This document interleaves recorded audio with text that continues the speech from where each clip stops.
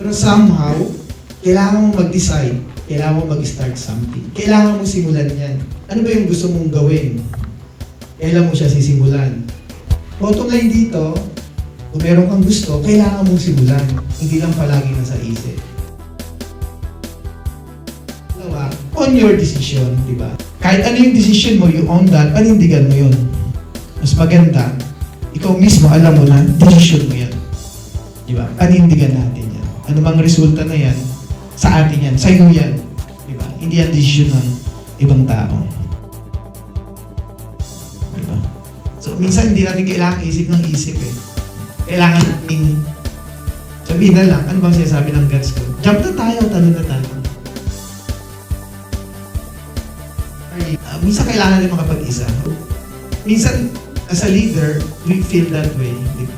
Pero kailangan yun, kailangan natin pagdaanan. Diba? Kailangan natin maranasan. Sometimes maganda yung gano'n, we feel na parang ang liit natin. Ang lawak ng mundo. Nagiging humble kasi tayo. Marami tayong malutunan. Diba? Marami tayong lugar dapat puntahan. Marami tayong malutunan sa kausap natin. Gusto nyo mag-travel, i-travel. Marami tayong malutunan yan. Dito lang yung subconscious mind natin. Diba? Pain is part of life. Heartbreak only means that you have heart. Normal yung sakit na naranasan natin, di ba? Every time magpapaalam sa atin, ganyan. Kasama yun eh. Kasama yun sa buhay. Talk, discuss things. Every person has a story to tell. It is easy to solve problem when we are sitting in a long table. Kapag hindi ka nag-initiate ng discussion, hindi ka nag-initiate ng conversation, hindi masosolve yung problema eh. Hindi natin masosolve ang kahit na anong bagay. Hindi ka mag-i-improve, hindi ka magiging okay hanggang hindi natin pinag-uusapan. Diba? Success is not the end. If you reach your goal, look for another one. Kapag na-reach mo yung goal mo, hindi doon na natapos eh. Diba? Kapag tumigil ka rin doon, na-stuck ka. Akala mo yun na yun, akala mo yun na. Find another one, di ba?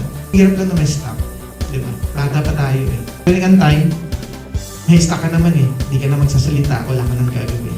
Nasa ilalim ka nga lang ng lupa. Lang sa'yo i-store ko. Pero hindi pa yata ngayon yung time na yun. So, let's keep the fire burning. Life is short, maikli ang buhay. Enjoy natin yung bawat moment na nandito tayo. Katabi natin kasi baka next year di na natin katabi yan. Walang rewind sa moment na to. Walang ganun, wala rin pause.